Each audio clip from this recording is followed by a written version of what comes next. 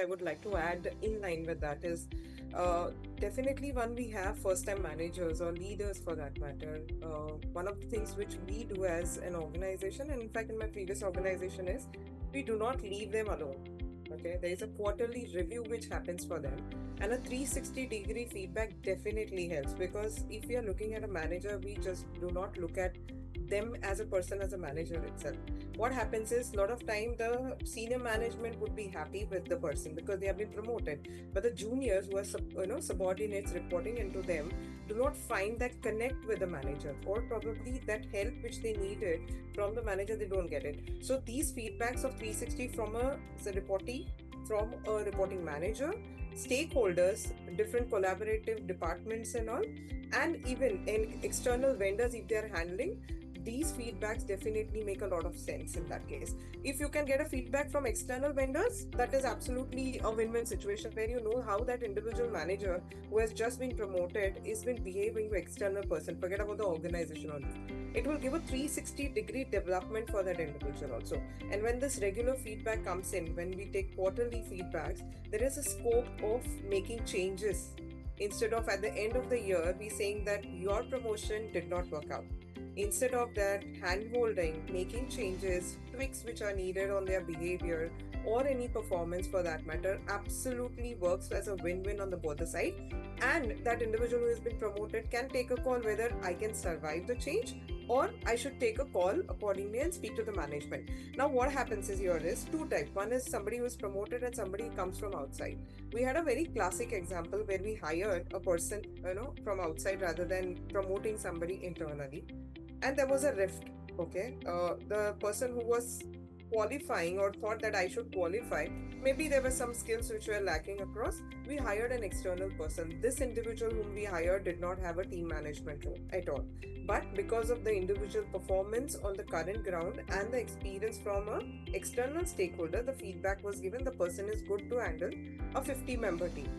Unfortunately, quarterly review when we did before coming to our annual appraisal cycle, we understood that this external person whom we hired does not have the required manager skills or people connect which is required. When somebody comes from outside, they need to first connect with the team below, then the management definitely comes in. But if you, the one whom you are going to get the work done, is not connected with you, it becomes difficult to perform and get the business outcome. Now here, that particular point did not work out, and we had to literally move that person from the team, and somebody who was supposed to be qualified and thought can do well, we promoted that individual internally, and we gave a different role to this person whom we hired from outside. Sometime making corrections on our own decision as a management make a good business decision.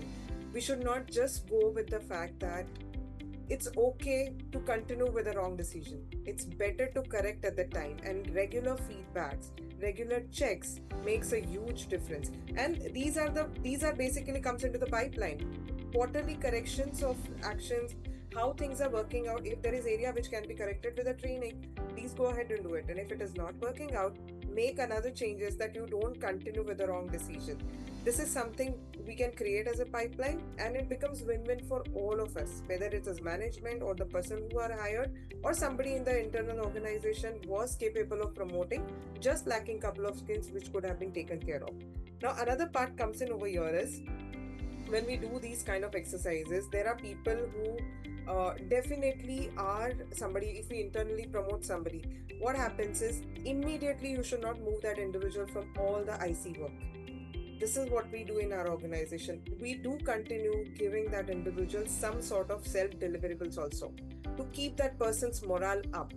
The person is doing, the KRA always have about 25% of the task which is that individual is supposed to deliver. He or she doesn't feels left out that I have to just get the work done from everybody else. And at that same time, so that 25% the person is delivering by self, the rest of the 25% from the team.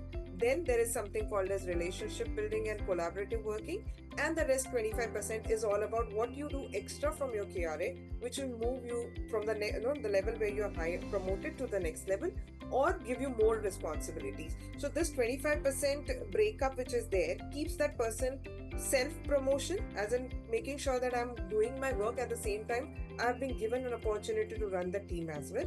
and plus to show something which can be shown, over and above the chaotic. So this collective kind of a approach, when we do it, it does make the person motivated and take a call and develop themselves or motivate the team also. So this is something which I would like to share from my side.